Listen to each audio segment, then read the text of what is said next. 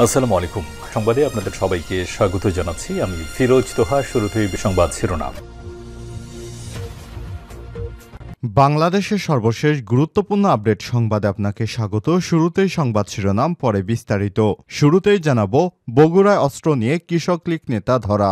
বগুড়ায় গুলি এবং বিদেশি পিস্তল সহ কৃষক লীগ নেতা রায়হান আলীকে গ্রেপ্তার করেছে সেনাবাহিনী।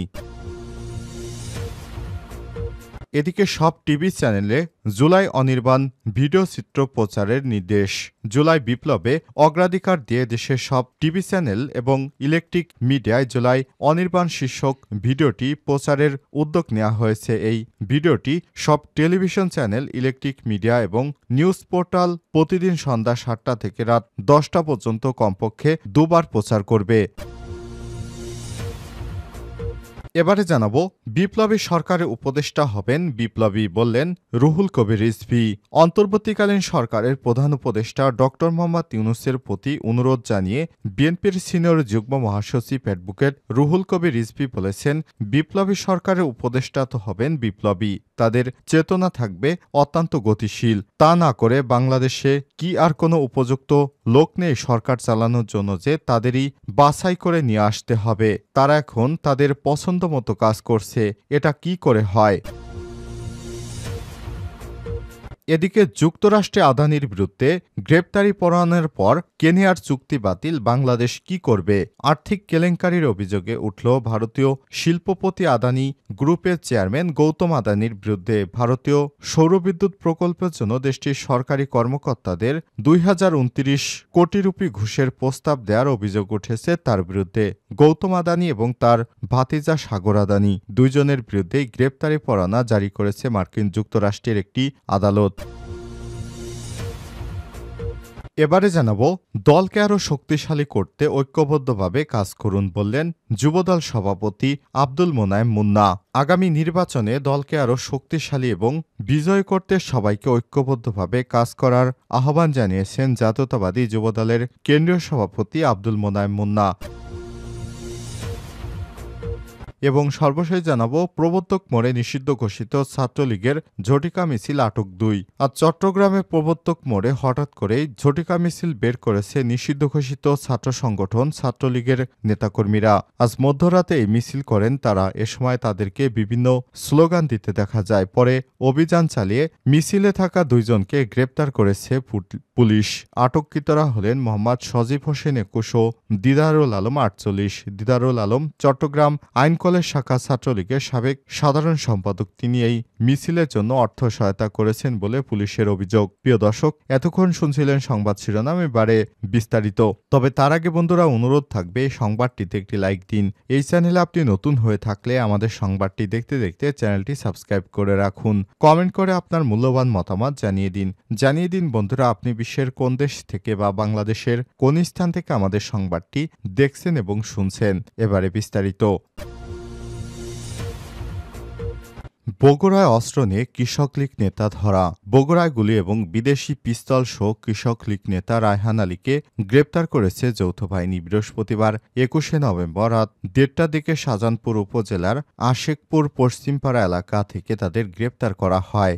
রায়হান আলী ওই এলাকার আব্দুর রহমানের ছেলে এবং আশেকপুর ইউনিয়ন কৃষক লীগের সাংগঠনিক সম্পাদক। বিষয়টি নিশ্চিত করেছেন শাহজাহানপুর থানার ওসি ওয়াদুদ আলম। তিনি জানান, গোপন সংবাদের ভিত্তিতে যৌথ বাহিনী অভিযান চালিয়ে আশেকপুর ইউনিয়ন কৃষক লীগের সাংগঠনিক সম্পাদক রায়হানকে গ্রেপ্তার করা হয়েছে। এ সময় তার বাড়ি থেকে একটি গুলি, ম্যাগজিনবিহীন বিদেশি পিস্তল উদ্ধার করা হয়। তিনি আরও বলেন, গ্রেপ্তার ব্যক্তির বিরুদ্ধে আগে কোনো মামলা আছে কিনা সেটি যাচাই করা হচ্ছে। যাচাই বাছাই পর তাকে আদালতের মাধ্যমে কোর্টে চালান করা হবে এবং সেখান থেকে রিমান্ড শেষে তাকে আবার কারাগারে নিয়ে যাওয়ার নির্দেশ আসলে তাকে সেখানে নেওয়া হবে। সব টিভি চ্যানেলে জুলাই অনির্বাণ ভিডিওচিত্র প্রচারের নির্দেশ। জুলাই বিপ্লবকে অগ্রাধিকার দিয়ে দেশের সব টিভি চ্যানেল এবং ইলেকট্রিক মিডিয়ায় জুলাই অনির্বাণ শীর্ষক ভিডিওচিত্র প্রচারের উদ্যোগ নেওয়া হয়েছে। এই ভিডিওচিত্র সব টেলিভিশন চ্যানেল, ইলেকট্রিক মিডিয়া ও নিউজ পোর্টাল প্রতিদিন সন্ধ্যা ৭টা থেকে রাত ১০টা পর্যন্ত কমপক্ষে ২ বার প্রচার করবে। শুক্রবার ২২শে নভেম্বর বিকেলে সরকারের তথ্য এবং সম্প্রচার মন্ত্রণালয়ের জনসংযোগ কর্মকর্তা মোহাম্মদ মামুনুর রশিদ স্বাক্ষরিত এক বিজ্ঞপ্তিতে এই অনুরোধ জানানো হয়েছে। বিজ্ঞপ্তিতে বলা হয়েছে, বৈষম্যবিরোধী ছাত্র আন্দোলনে শহীদ ও আহতদের আত্মত্যাগ জনগণকে জানানো হবে। সেজন্য তথ্য সম্প্রচার মন্ত্রণালয় জুলাই অনির্বাণ শীর্ষক ভিডিওচিত্র সব টেলিভিশন চ্যানেল, ইলেকট্রিক মিডিয়া এবং নিউজ পোর্টালে ব্যাপকভাবে প্রচারের উদ্যোগ নিয়েছে। এতে আর বলা হয়েছে, প্রতিদিন সন্ধ্যা ৭টা থেকে রাত ১০টার সময় কমপক্ষে ২ বার প্রচার করবে। এছাড়া উল্লেখিত সময়ের বাইরেও এই ভিডিওচিত্র প্রচার করা যাবে। এ বিষয়ে প্রয়োজনীয় ব্যবস্থা নিতে সব টেলিভিশন চ্যানেল, ইলেকট্রিক মিডিয়া এবং নিউজ পোর্টাল কর্তৃপক্ষকে তথ্য সম্প্রচার মন্ত্রণালয়ের পক্ষ থেকে অনুরোধ জানানো হয়েছে। বিপ্লবী সরকারের উপদেষ্টারা হবেন বিপ্লবী রিজভী। অন্তর্বর্তীকালীন সরকারের প্রধান উপদেষ্টা ডক্টর মোহাম্মদ ইউনূসের প্রতি অনুরোধ জানিয়ে বিএনপির সিনিয়র যুগ্ম মহাসচিব রুহুল কবির রিজভী বলেছেন, বিপ্লবী সরকারের উপদেষ্টারা তো বিপ্লবী হবেন, তাদের চেতনা থাকবে অত্যন্ত প্রগতিশীল। তা না করে বাংলাদেশে কি আর কোনো উপযুক্ত লোক নেই সরকার চালানোর জন্য যে তাদেরই বাছাই করে নিয়ে আসতে হবে? তারা এখন তাদের পছন্দমতো কাজ করছে। এটা হয় কি করে?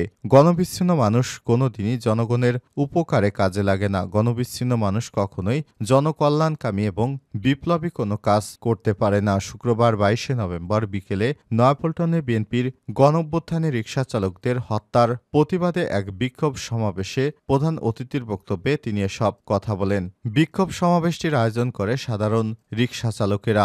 বাংলাদেশ ব্যাংক অফিসার্স ওয়েলফেয়ার কাউন্সিলের নির্বাচন প্রসঙ্গে রিজভী বলেন, আমি বাংলাদেশ ব্যাংকের গভর্নরদের উদ্দেশ্যে বলতে চাই, ব্যাংক বিমায় নির্বাচন করা হচ্ছে শ্রমিকেরা। শ্রমিক কর্মচারীর একটি সংবাদ দেখলাম, অফিস কল্যাণ সমিতি না কি যেন একটা কল্যাণ সমিতি নির্বাচন করেছে, সেখানে আওয়ামী লীগের সমর্থিত লোকেরা বিজয় হয়েছে। এটা কি করে সম্ভব? বিগত ১৫ বছরে হয়তো ছাত্রলীগ, যুবলীগ দেখে দেখে অফিসার নিয়োগ করা হয়েছে, সবকিছু নিয়োগ করা হয়েছে। আবার তারা ইউনিভার্সিটির মতো ইউনিভার্সিটিতে যেমন সাদা দল আছে, নীল দল আছে, তেমনি তারা আবার রং বেরঙের সেখানে বিভিন্ন সংগঠন করছে সেখানকার অফিসারেরা। আমিও ব্যাংকের চেয়ারম্যান ছিলাম, আমি কখনোই ব্যাংকের অফিসারদের এমন সংগঠন দেখিনি। কিন্তু সেখানে নীল দল, সাদা দল, কোনো রাজনৈতিক দলের সংগঠনের লোক থাকে আমরা জানি না, এটা উদ্দেশ্য প্রণোদিত।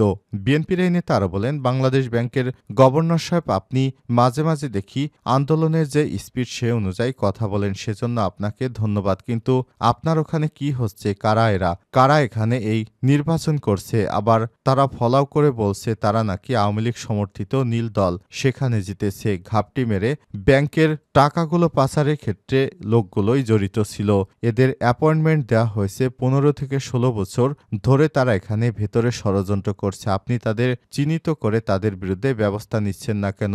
এর কারণ কি? রুহুল কবির রিজভী বলেন, আজকে সালমান এফ রহমান, আজিজ খান, একের পর এক যারা আঙ্গুল ফুলে কলাগাছ হয়েছে, আর সেই কলাগাছ হয়েছে তারা ন্যায়নৈতিক ব্যবসা বাণিজ্যের মধ্য দিয়ে নয়, তারা হয়েছে অনৈতিক ব্যবসা বাণিজ্যের মধ্য দিয়ে। শেখ হাসিনা যাদের অনুকূল্য দিয়েছে তারাই আজকে লুটে পুটে চেটে টাকা পাচার করে আজকে কেউ কেউ বিদেশে অবস্থান করছে। এই দেশের আইনশৃঙ্খলা বাহিনীকে তিনি সুযোগ দিয়েছিলেন, তোমরা মারো, ধরো, লুটপাট করো, কিন্তু আমাকে তোমরা ক্ষমতায় রাখো। অন্তর্বর্তীকালীন সরকারের উদ্দেশ্যে তিনি বলেন, আলুর কেজি ৭০ থেকে ৭৫ টাকা এখনো যদি থাকে তাহলে মানুষের যে বিশ্বাস, সেই আস্থা বিশ্বাস কমতে থাকবে। অন্তর্বর্তীকালীন সরকারের প্রতি আজকে ডিম, তেল এগুলোর দাম এখনো কয়েকটি কোম্পানি নিয়ন্ত্রণ করছে। সেই কোম্পানিগুলোকে আপনারা ধরছেন না কেন?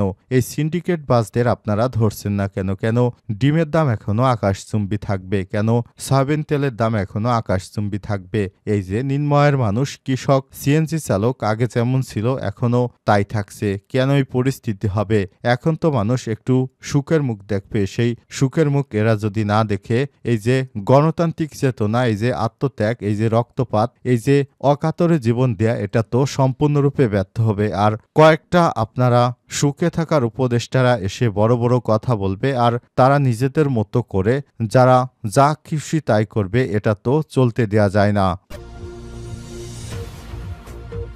যুক্তরাষ্ট্রে আদানির বিরুদ্ধে পরোয়ানার পর কেনিয়ার চুক্তি বাতিল, বাংলাদেশ কি করবে? মার্কিন বিচার বিভাগ ডিউজে অভিযোগ করেছে, ভারতীয় সৌরবিদ্যুতের কাজ পেতে আদানি গ্রুপ ২,০২৯ কোটি রুপি ঘুষের প্রস্তাব দিয়েছে। এজন্য যুক্তরাষ্ট্রে আদানির বিরুদ্ধে গ্রেপ্তারি পরোয়ানা জারি হয়েছে। এদিকে ভারতীয় শিল্পপতি গৌতম আদানির বিরুদ্ধে এই গ্রেপ্তারি পরোয়ানা জারির একদিন পর আফ্রিকার দেশ কেনিয়ার প্রেসিডেন্ট উইলিয়াম রুটো গৌতম আদানির সঙ্গে হওয়া দুটি বড় বড় চুক্তি বাতিল করেছেন। আদানি গ্রুপ কেনিয়ার প্রধান বিমানবন্দরের ১.৮৫ বিলিয়ন মার্কিন ডলার বিনিয়োগের পরিকল্পনা করেছিল। চুক্তি অনুযায়ী তারা সেটি ৩০ বছরের জন্য পরিচালনা করবে।